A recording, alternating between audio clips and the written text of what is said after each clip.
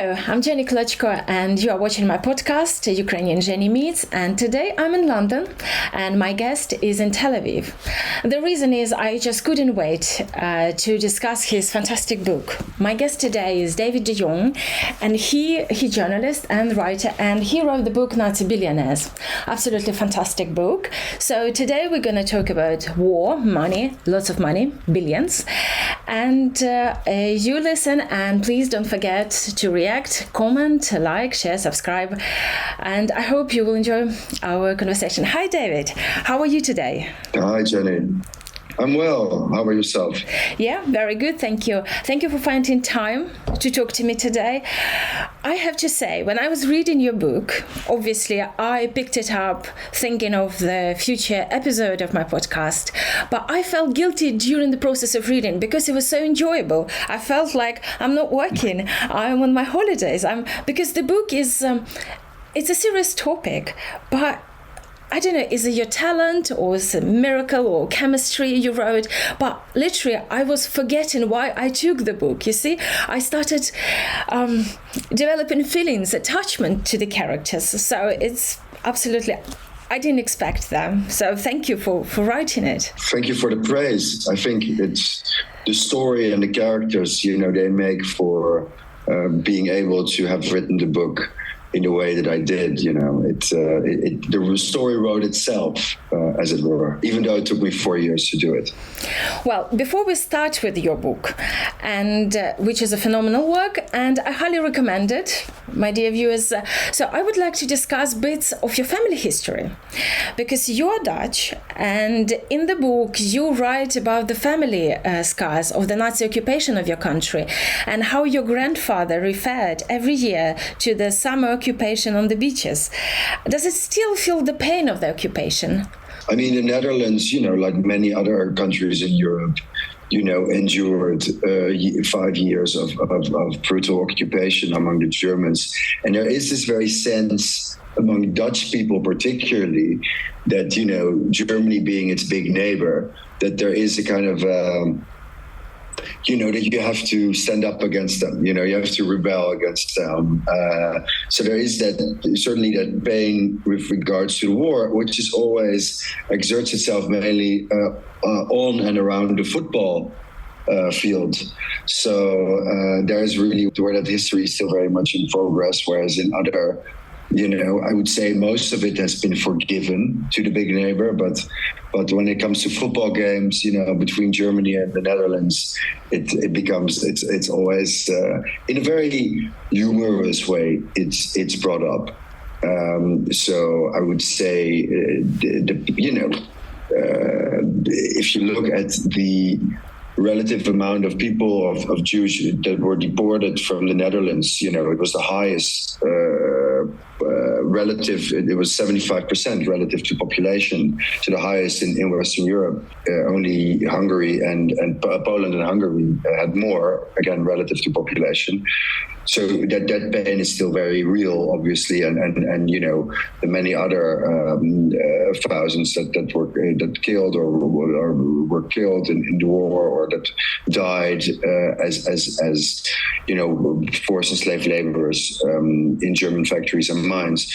But for the most part, I think Netherlands has forgiven Germany for its sins of the past. So in your book, you describe 5 dynasties in Germany, and they remain with their big money companies and power after all those horrible historical events and crimes of Nazi Germany. Could you name those dynasties and the companies, maybe the brands, for viewers to understand what we're talking about? Sure. So I chose to focus on what are today's Germany's 5 wealthiest dynasties. Which also profited greatly from the Third Reich. So a lot of people ask, why didn't you include Thyssen or Krupp? But because those dynasties are no longer around, I wanted to focus on families that are still powerful today and that cover up the history that cover up the Nazi history of their fathers and grandfathers at the moment. Because that's where the story starts, is this kind of cover-up of history. So with that being said, and yet were the greatest profiteers of the Third Reich through arms production, expropriation of Jewish businesses, expropriation of businesses in German occupied territories, as well as the mass exploitation of millions of forced and slave laborers across German occupied Europe. So with that being said, the 5 families that I came out with were, first and foremost, the Quant dynasty, which controls the BMW group today, which is not only BMW, but also Audi and Rolls-Royce, as well as the Flick dynasty, which are the former controlling shareholders of Daimler-Benz. Thirdly, it's the von Fink dynasty, which is the co-founding family of Allianz and Munich Re, the 2 of the world's largest reinsurers today, or insurers and reinsurers today and back then. Fourthly, it's the Porsche-Piech dynasty, which co-founded Porsche and Volkswagen, but also control the Volkswagen Group, which has Audi, Seat, Skoda, Lamborghini, Bentley. And then fifthly, it's the Oetker dynasty, which controls famously the pudding powder and baking mixes and frozen pizzas of Dr. Oetker, but also Germany's largest beer brewer, some of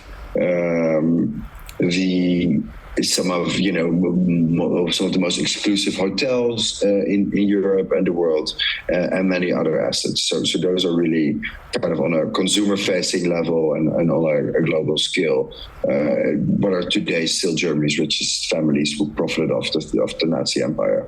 Have you been surprised yourself before you discovered that these people, these companies, these brands we are facing daily, many times? Have you been surprised what kind of past they've got? Yeah, I was mostly surprised.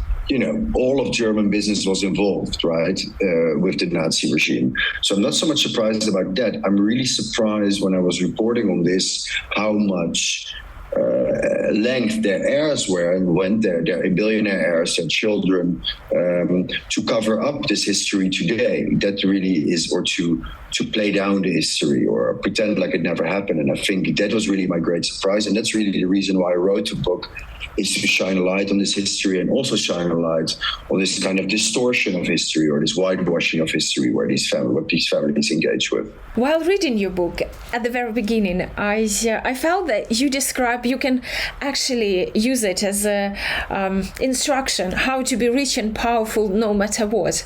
And at some point I remember I stopped reading and told my daughter, she's 11, but she reads quite sophisticated literature, and I told her, like, if you read this book, you will really know more about the world and, things, how they are happening. Did you have this feeling that is actually, especially now when there's narrative about success, how to be super positive, healthy, rich, and blah, blah, blah, that this book can actually go, within this narrative? I think one Nigerian bookstore put Nazi billionaires in a kind of list of how to get rich. Absolutely. So I guess, if you're looking, of course, there's nothing in the sense of people profiteering from war and despair and exploiting human beings is nothing new. We see it today, with what Russia is doing in Ukraine. We see it throughout history, right? We see it everywhere around the world. So in that sense, war making people wealthier, or people or individuals or companies profiting from war in itself is nothing new. But I would say this book is certainly not a call to anyone to imitate the acts in the book. It is the exact opposite. Well, yeah, you're absolutely right. And I have my set of questions about Ukraine and Russia, because you've been in Ukraine with your book, and especially with your experience of reporting on finance and rich people. So we will keep it a bit later. But yeah, it's nothing new. Sure. And so before you prepared the book proposal, was there anything about this rich, powerful, famous dynasties that shocked you? As a journalist, we learn not to be surprised by many things, but was there something tremendous? I think what really shocked me in general was kind of, first of all, how deep these families were involved, or how deep these patriarchs were involved with the Nazi regime, kind of unquestionably so, without kind of any regard for human life or human livelihood, like without any question how deep their collaboration with the Nazi empire was. I think that's really what shocked me, was this kind of this unquestionableness of, their total focus, not so much on ideology, but on opportunism, and how they looked at, how they look to expand their business empires at all costs, at the cost of human livelihood, at the cost of human lives, without any kind of regard for human life. So I think that's the main thing, what shocked me the most. And secondly, I would say it was kind of how these heirs are dealing with this history today. It's this kind of this complete lack of a sense of responsibility, not so much about the money they inherited, although there is that too, but mainly about the complete lack of responsibility towards history. When you inherit a fortune, or when you inherit, the controlling shareholdership of BMW, you have to consider, oh wow, these people, you have to consider kind of the history that comes with it, where it comes with inheriting a fortune. There's nothing per se. I mean, it's hard to say about the current fortunes that it's still rooted. I mean, it's very much tainted by the Third Reich, but you should take responsibility for the fortune that you're having, kind of moral and historical responsibility, and these families are very much failing in that. Did you notice, I mean, you wrote about it, how the present generation, how they are proud of financial success of their grandfathers, great-grandfathers, and turning blind eye on what the cost, what's the murky past it takes with you? I think it's hard for them to question that, because that would mean that they have to, their entire identity is constructed as being heirs, right? So if they suddenly, their entire identity is built on the shoulders of their fathers and grandfathers, and I think, it's really for them to kind of take a step back from that and take distance themselves from it. I think it would cause a huge identity crisis for them, for these heirs, because then they would have to, speaking out, what is left of their own identity if they speak out badly about their fathers and grandfathers, on which their successes, they've built their entire identity. So that's one. I think secondly, also, these people, they control, some of the world's most well-known brands. If you're going to speak out badly about the people who made the brands big, it could hurt your share price, your sales, and your standing in the global business world, and it could hurt the brand. And from their perspective, the brand has to be protected at all costs. Yeah, in your book, you quote Hitler's economic advisor while he speaks about this rich Germans. They want to earn money, nothing but money, filth money, and they don't even realize that they are chasing a satanic phantom. Is that what the people driven with? Yeah, it was what drew them in. Yeah, it was, as I said earlier, for the most part, the men I write about weren't ideologues. They were opportunists who wanted to expand their fortunes and business empires no matter what. Of course, it has to be, important to put it in the right context, which is, Hitler seized his power in the beginning of 1933. There's been the Great Depression. Millions are unemployed in Germany, and these men fear that they're going to lose their fortunes and their businesses that they've just so carefully built up over decades. In comes this new chancellor who promises economic stability and also initially delivers on that. And you see them kind of, you have enormous political and economic volatility in the Weimar Republic.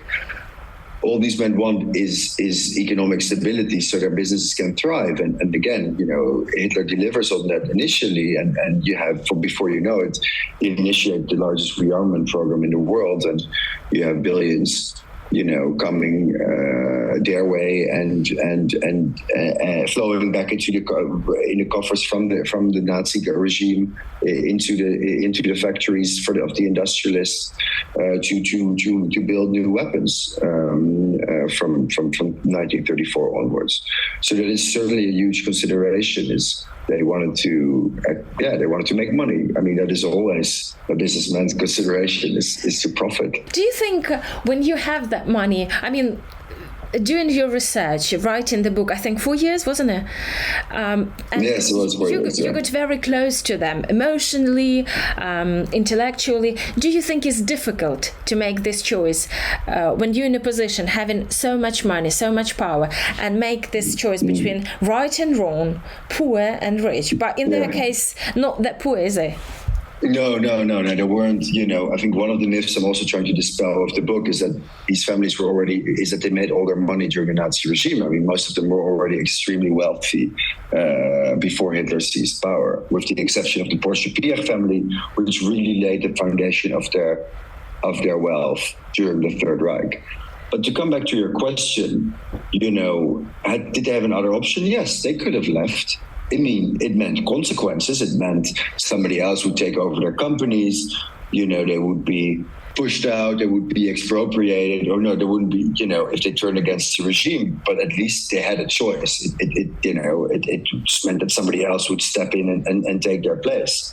But this whole excuse after the war about having no choice and being forced to do these things, that's just simply not true. While you were working on the book, have you noticed any sincere, genuine remorse for everything what's done for this historic past? No, not at all. No, there was no remorse, no kind of reflection on the side of the patriarchs themselves, as well as their billionaire heirs, who, as we discussed earlier, had this kind of, also refused to acknowledge that, their fathers, as well as the children, for the most part, refused to acknowledge history or find it. The fathers pretended like nothing happened. Their children couldn't really, the current generation, the billionaire heirs can't really get away with that. So they have to come up with some way to kind of pay kind of lip service to the past without actually acknowledging what's happened. And I think, they're very defensive always when they get called out on it. Saying, but my father was a great man, and yes, he did some terrible things, but, it's never a full stop. Yes, he did terrible things, and we're sorry for that. That just can't happen. I think they're also really worried about getting sued by heirs of survivors, by remaining survivors. They're so worried about losing what they have. I think that's really something that's on their mind a lot, to be honest. Yeah, possibly. There's one. How about the situation in Tel Aviv Art Museum, where you notice the list of names written in German and in Hebrew on the wall? And could you tell the viewers the story?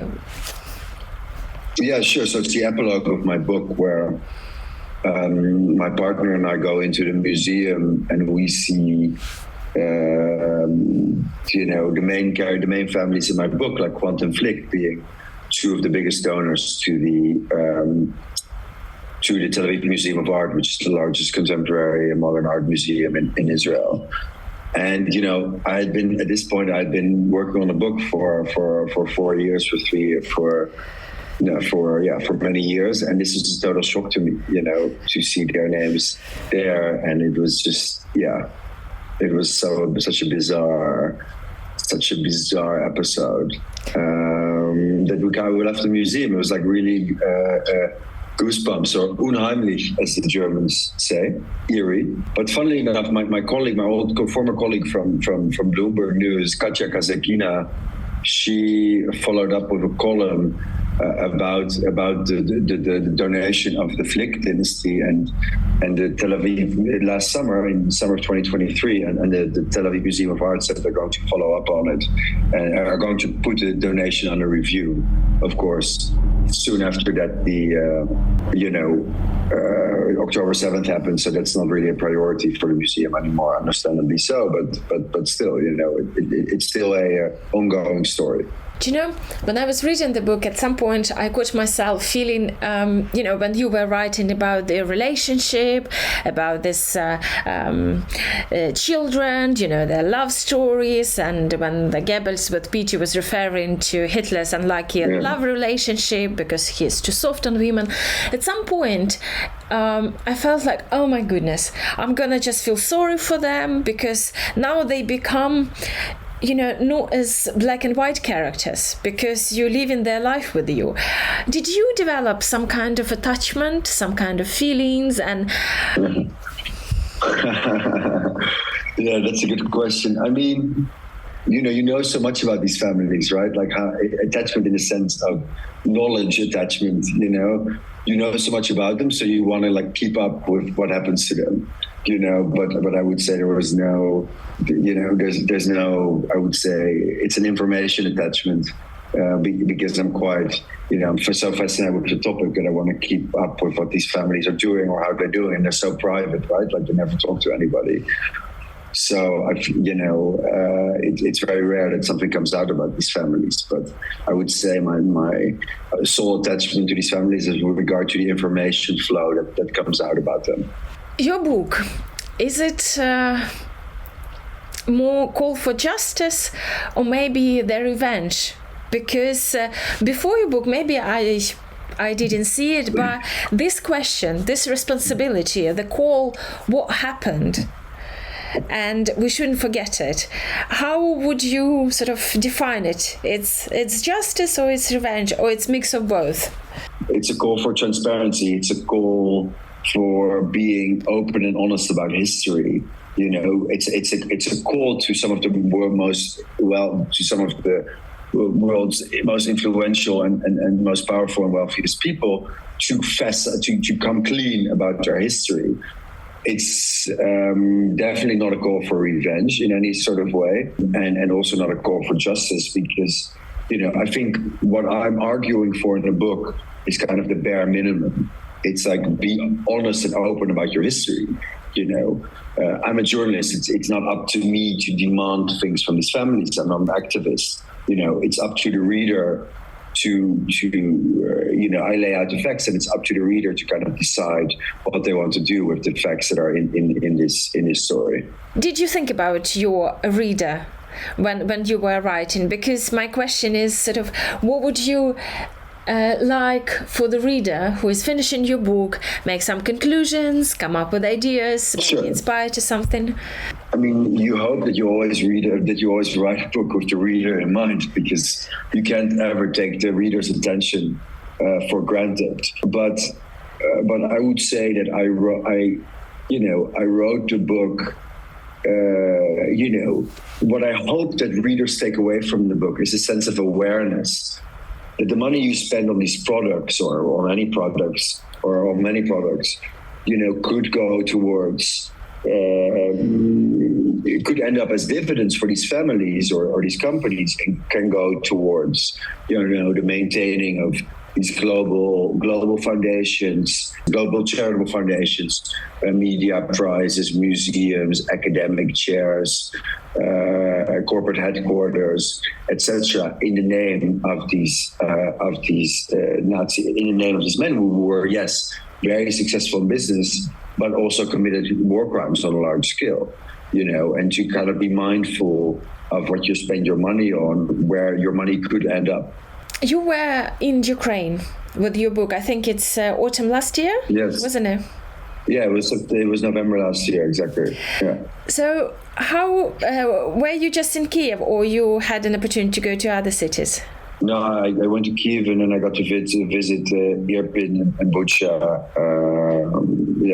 Yeah, but I was only there for 5 days, and unfortunately I didn't get to go to Odessa or to Lviv, for example.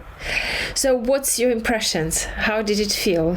I loved you. I felt totally in love with Kiev. I think it's an amazing city. It's so nice. Yeah, I really enjoyed it. I mean, I'm a person who loves big cities, and I think Kiev was just fantastic. And the food was great. The people were so lovely. And I was so impressed by, just how strong everybody is and tries to be under, absolutely awful circumstances. So what do you think about rich people in this war?